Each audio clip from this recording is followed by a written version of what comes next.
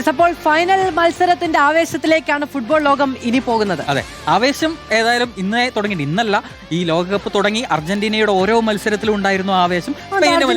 മാത്രമേ ആവേശമുള്ളൂ. അതെന്താ ഒറ്റ വരിയിൽ പിടിച്ച ഞാൻ ബാക്കി ബാക്കി പറയാൻ ഞങ്ങൾ സംഭവിക്കാറില്ല. സ്പെയിനിന്റെ മത്സരത്തിൽ ഉണ്ടായിരുന്നു. ഓക്കെ ശരി. അപ്പൊ ഈ തുല്യശക്തികളുടെ ഒരു പോരാട്ടമാണല്ലേ? നമ്മൾ കണക്ക് നോക്കുകയാണെങ്കിൽ 6-6 14 കളികളാണ് ഇതുവരെ കളിച്ചിട്ടുള്ളത്. 6-6. പക്ഷേ അതിൽ ഏറ്റവും രസകരമായിട്ടുള്ള വസ്തുത എന്താണെന്ന് വെച്ചാൽ ഏറ്റവും ഒടുവിൽ ഇവർ കളിച്ചിട്ട് ഏതാണ്ട് 8 വർഷത്തോളം ആകുന്നു. 2018 ഏറ്റവും ഒടുവിൽ സ്പെയിനും അർജന്റീനയും ഏറ്റുമുട്ടിട്ടുള്ളത്. ആ മത്സരത്തിൽ പക്ഷേ സ്പെയിൻ ജയിച്ചതെന്ന് പറയുന്നത് 6-1 എന്നുള്ളതാണ് നമ്മൾ. പക്ഷേ അപ്പോഴും നമുക്ക് വേണമെങ്കിൽ ആശ്വസിക്കാം അർജന്റീന പ്രേമികൾ, കാരണം ആ മത്സരം മെസ്സി കളിച്ചിട്ടില്ല. ഹിഗ്വൻ അടക്കമുള്ള താരങ്ങളായിരുന്നു. മാത്രമല്ല ആ രണ്ട് ടീമുകൾ തമ്മിൽ ഇന്നത്തെ ടീമുമായിട്ട് കമ്പയർ ചെയ്യുമ്പോൾ അജഗജാന്തര വ്യത്യാസമുണ്ട്. ആ ടീമല്ല ഇന്ന് കളിക്കുന്നത്. കാരണം അന്ന് സ്കലോണിയൊക്കെ വന്നതിന് ശേഷം ഉണ്ടായ ഒരു മാറ്റം എന്ന് പറയുന്നത്, ഇതിനോടൊപ്പം 4 കിരീടങ്ങൾ സ്കലോണിയുടെ കീഴിൽ അർജന്റീന ടീമിന് നേടാൻ കഴിഞ്ഞിട്ടുണ്ട്. സ്പെയിൻ ശരി അതിനിടയിൽ ഇപ്പോൾ 2 കിരീടങ്ങളൊക്കെ നേടിയിട്ടുണ്ട്. എങ്കിൽ പോലും അന്നത്തെ ടീമും ഇന്നത്തെ ടീമും കമ്പയർ ചെയ്യുമ്പോൾ കുറച്ചുകൂടി ഒരു കളിച്ച ശീലമില്ലാത്ത 2 ടീമുകൾ അങ്ങോട്ടും ഇങ്ങോട്ടും അവർക്ക് മനസ്സിലാക്കാൻ കഴിയില്ല. ലോകകപ്പിലും തന്നെ അവര് 60 വർഷം മുമ്പ് കണ്ട കളിച്ചത്. 1966 അവസാനം കളിച്ചത്. അന്ന് പക്ഷേ അർജന്റീന സ്പെയിൻ പുറത്താവുകയും ചെയ്തിട്ടുണ്ട്. ഒരിക്കലും ഇതേപോലെ പോലും താരതമ്യം ചെയ്യാൻ പറ്റില്ല, ഒരിക്കലും കമ്പയർ ചെയ്യാൻ പറ്റില്ല. അതെ, ഇന്നിപ്പോ ശരിക്കും നാളെ സംഭവിക്കാൻ പോകുന്നത് ഒരു ലെജൻഡും അദ്ദേഹത്തിന്റെ ലെഗസിയും തമ്മിലുള്ള പോരാട്ടം. നമ്മൾ ഇന്ന് തുടങ്ങിയത് തന്നെ ആ കഴിഞ്ഞ ദിവസങ്ങളിലൊക്കെ ട്രെൻഡിങ് ആയ വീഡിയോ വെച്ചാണ്. അതിലിപ്പോ മെസ്സിയുടെ പ്രതികരണം കൂടി വന്നിട്ടുണ്ടല്ലോ. അതെ, എല്ലാ വിശ്വസും പറയുന്നു എന്ന് പറയുന്നു എല്ലാവർക്കും. അദ്ദേഹം മറുഭാഗത്ത് റോഡ്രി അടക്കമുള്ള താരങ്ങൾ പറയുന്നത് അദ്ദേഹം ഞങ്ങളെ സംബന്ധിച്ച് അദ്ദേഹം മഹത്തായ താരം തന്നെയാണ് എന്നാണ് റോഡ്രി പോലും പറയുന്നത്. അപ്പോൾ ഇതിനകത്ത് മത്സരം സംബന്ധിച്ച് എനിക്ക് തോന്നുന്നത് ലയണൽ മെസ്സിക്കെതിരെ ആദ്യമായിട്ട് വരികയാണ് ഇവരെല്ലാം ഈ കൂട്ടം എന്ന് പറയുന്നത്. അപ്പോൾ സ്വാഭാവികമായിട്ടും ഒരു ആരാധനാ പുരുഷനെതിരെ ഇവർ കളിക്കാൻ ഇറങ്ങുമ്പോൾ ഏതെങ്കിലും ഇവരൊക്കെ പ്രൊഫഷണലാണ് നമ്മൾ സമ്മതിക്കുന്നത്, എങ്കിൽ പോലും ഒരു ചാഞ്ചാട്ടമെങ്കിലും മറ്റു താരങ്ങൾക്ക് ഉണ്ടാകുമോ എന്നുള്ളതാണ് ആ ഒരു. അതുകൊണ്ടാണ് ലെജൻഡും അദ്ദേഹത്തിന്റെ ലെഗസിയും തമ്മിലുള്ള പോരാട്ടമാണ് എന്ന് പറയുന്നത്. ലാമാസിയയിലെ കുട്ടികളും 8 പേരാണ് കളിക്കാനുള്ളത്. ലാമാസിയ പിള്ളേർ കളിക്കാൻ പോകുന്നത് ലാമാസിയോട് തന്നെയാണ്. ലാമാസിയയുടെ ഏറ്റവും വലിയ വിലാസം എന്ന് പറഞ്ഞാൽ ലയണൽ മെസ്സിയാണ്. അവിടുന്ന് പഠിച്ചിറങ്ങിയ കുട്ടികളാണ് ലയണൽ മെസ്സിക്ക് എതിരെ കളിക്കാൻ പോകുന്നത്. നമുക്ക് ചരിത്രത്തിൽ കാര്യമില്ല എങ്കിൽ പോലും ചില കണക്കുകൾ നോക്കണമല്ലോ. ഹെഡ് ടു ഹെഡ്, അതായത് നേർക്കുനേർ പോരാട്ടത്തിന്റെ ചരിത്രമാണ് ഈ കാണുന്നത്. ആകെ 14 മത്സരങ്ങളാണ്.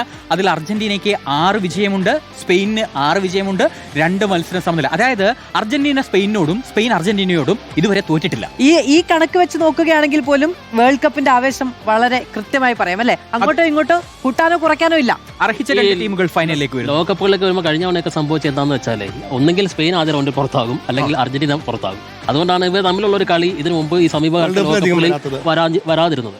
ഇത്തവണ വരാൻ കാരണം വേറൊന്നുണ്ട്. ലോകകപ്പിൽ ആദ്യ 2 സ്ഥാനക്കാർ തന്നെയാണ് ഫൈനലിലും കളിക്കുന്നത് എന്നുള്ള പ്രത്യേകത. രസകരമായ കാര്യമാണ്. 1, 2, 3, 4 വന്നപ്പോൾ തന്നെ അങ്ങനെയായിരുന്നു അല്ലെ? അത് കഴിഞ്ഞ് പിന്നെ 1, 2 സ്ഥാനക്കാർ വന്നു. ഫൈനൽ കളിക്കുന്നത് 1, 2 ഫിഫ റാങ്കിങ്ങിൽ അർജന്റീന താഴോട്ട് പോയിരുന്നു. ഫ്രാൻസ് കയറിയിരുന്നു. അർജന്റീന സെമി ജയിച്ചതോടുകൂടി വീണ്ടും അർജന്റീന 1ാം സ്ഥാനത്തേക്ക് കയറി. അതെ, അപ്പോൾ ഫൈനലിസിമ, നമുക്ക് നഷ്ടമായ ഫൈനലിസിമ ലോകകപ്പിന്റെ വേദിയിൽ നമുക്ക് കാണാൻ കഴിയും. 2 ട്രോഫി കൊടുക്കായിരുന്നു അല്ലേ? അതെ, ഫൈനലിസിമയുടെ ട്രോഫിയും ആ ഒരു ചാമ്പ്യൻഷിപ്പിന് നടത്തേണ്ട ആവശ്യം ഉണ്ടായിരുന്നു. അതെ അതെ അതെ. ശരി, അപ്പോ ഇന്ന് പ്രഡിക്ഷൻ ഉണ്ടോ? പ്രഡിക്ഷൻ ഇന്നലെ ചെയ്തില്ലേ? മാറ്റമുണ്ടോ? കുറച്ചു നേരം കഴിഞ്ഞപ്പോഴത്തേക്കും എന്തെങ്കിലും മാനസാന്തരമോ അല്ലെങ്കിൽ മാറ്റമോ മറ്റോ ഉണ്ടോന്നില്ല? അല്ല, ഞാൻ എന്നെ സംബന്ധിച്ച് പറയുകയാണെങ്കിൽ ഇതിന് നമ്മൾ പ്രവചനത്തിന് മുതിരരുത് ഈ മത്സരത്തെ സംബന്ധിച്ച്. കാരണം അതിൻ്റെതായ വഴിക്ക് വിടാനാണ്. കാരണം ഇതുവരെയുള്ള മത്സരങ്ങളൊക്കെ നമ്മൾ ഗണിച്ചു പറഞ്ഞു. പക്ഷേ ഫൈനലിലേക്ക് വരുന്നത് 2 ഗംഭീര ടീമുകൾ വരുന്നു. അതുകൊണ്ട് നമുക്ക് പ്രവചനത്തിന് മുതിരണ്ട, അതിന്റെ വഴിക്ക് വിടേക്ക്. പക്ഷേ എങ്കിലും ഒരു കാര്യം പറയാം, ലോക ബെറ്റിംഗ് ഗ്രൂപ്പുകളിൽ, ലോകത്തെ പ്രമുഖ സ്പോർട്സ് മാഗസിനുകളിൽ അല്ലെങ്കിൽ മാധ്യമങ്ങളിലടക്കം സ്പെയിനാണ് മുൻതൂക്കം കൽപ്പിക്കുന്നത്. അതും ഈ മത്സരം എന്ന് പറയുന്നത് ഒരിക്കലും ഒരു 3 ഗോളിന് അപ്പുറത്തേക്ക് വീഴുന്ന ഒരു മത്സരമായിരിക്കില്ല. അത് മാത്രമല്ല അർജന്റീനയ്ക്ക് ഗോളടിക്കാൻ ബുദ്ധിമുട്ടാകുമെന്നാണ് അനലിസ്റ്റുകൾ പറയുന്നത്. 2-1 എന്നുള്ളൊരു ജയമാണ് പ്രമുഖ വാതുവെപ്പ് ഗ്രൂപ്പുകളും ESPN പോലെയുള്ള ഫോക്സ് സ്പോർട്ട് പോലെയുള്ള വലിയ മാധ്യമങ്ങളും പ്രവചിക്കുന്നത്, അവിടെ പാനലുകളും പ്രവചിക്കുന്നത്. അതുകൊണ്ട് നമുക്ക് പറയാം ഇത് വലിയൊരു മത്സരം തന്നെയാണ്. സ്പെയിനിന് ഇനി ഗോളടിക്കാൻ ആരെങ്കിലും ഉണ്ടോ എന്ന് ചോദിക്കുന്നു സൗമേഷിന്റെ ചെവിയിൽ.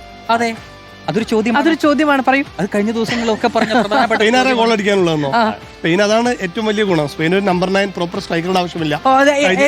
ഇതിപ്പം ഈ പോരാട്ടം നടക്കുന്നത് എന്റെ ചെവിയിൽ ടോക്ക് ബാക്കിലാണെന്ന് തോന്നുന്നു. ഗോൾ അടിക്കാതെയാണോ ഒരു ഫൈനൽ വരെ എത്തിയതെന്ന് ചിൻഡോ ചോദിക്കുന്നു. സെമിയിൽ കളി അവരുടെ റൈറ്റ് വിംഗ് ബാക്ക് ആണ് വന്ന് ഗോൾ അടിക്കുന്നത്. അല്ല, അതിലൊരു രസകരമായി ഇപ്രാവശ്യം ഗോളടി കൂടിയിട്ടുണ്ട് സ്പെയിനിന്. 13 ഗോൾ ഇതിനോടൊപ്പം 1 ഗോളാണ് വഴങ്ങിയത്. ഇനി നമുക്ക് 2010 ചാമ്പ്യന്മാരായ ആ ഒരു ടൈം ഉണ്ടല്ലോ, ആ സമയത്ത് ആകെ 8 ഗോളാണ് ആ ടൂർണമെന്റിൽ ആകെ സ്പെയിൻ അടിച്ചത്. അവർ മിക്ക കളികളും ജയിച്ച ഓരോ ഗോൾ.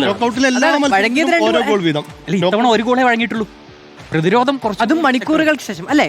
കുലുങ്ങാത്ത ഗോൾവല എന്നൊരു നമ്മൾ ആ സ്റ്റോറി ചെയ്തിരുന്നു. അതെ, 650 അന്ന് ശരിക്കും റാമോസും ബിക്കയും ഒക്കെ ഉള്ളൊരു ടൈമാണ് ഡിഫൻഡേഴ്സ് പറയും. ഇന്ന് ആ ഒരു പൊസിഷനിൽ അപ്പോട്ടും കുർബാസിയും കുക്കുറയ ആണെങ്കിൽ ഒരു ഡ്രോ.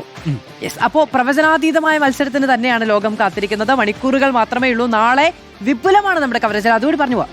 നാളെ വൈകിട്ടല്ല രാവിലെ തുടങ്ങുന്നു. രാവിലെ തുടങ്ങുന്നു. വൈകിട്ട് സ്പെഷ്യൽ ഷോ ഉണ്ട് 4 മണിക്ക്. ഒരു നമ്മൾ കാണും. സ്പെഷ്യൽ ഷോ ഉണ്ട്. അത് സർപ്രൈസ് ആണ്. പല അത്ഭുതങ്ങളും നമുക്ക് ഈ ഒരു അന്തരീക്ഷത്തിൽ പ്രതീക്ഷിക്കാൻ കഴിയും. പിന്നീട് രാത്രി 8 മണി മുതൽ തുടർച്ചയായി പിന്നെ നമ്മൾ നിർത്തുന്നില്ല. 8 മണി മുതൽ മത്സരം അവസാനിക്കും. ടീമുകളൊക്കെ വന്നപ്പോൾ തന്നെ നമ്മൾ സ്റ്റേഡിയവും മറ്റു കാര്യങ്ങളൊക്കെ ആയിട്ട് ഇവിടെ മേലെ വരും. ഇത് അപ്പോൾ അതുക്കും മേലെയുള്ള തയ്യാറെടുപ്പുകൾക്ക് വേണ്ടി കാത്തിരിക്കണം. രാത്രിയും നമ്മൾ പ്രത്യേക ഷോയുമായി പ്രേക്ഷകരിലേക്ക് വരും. ഫൈനൽ കഴിഞ്ഞാലും അതിന്റെ ആവേശം നിലനിർത്തും. ആരാധകരുണ്ടാകും, പല സർപ്രൈസുകളും ഉണ്ടാവും. ഏതായാലും ഉണ്ടാകും. ശരി, ഇപ്പൊ വരാൻ പോകുന്ന അല്ല വരാൻ പോകുന്ന പക്ഷെ ആരൊക്കെയാണെന്ന് നമ്മൾ പറഞ്ഞിട്ടില്ലല്ലോ. യെസ്, ജയേഷ് പൂക്കോട്ടൂർ ഉണ്ടാവും.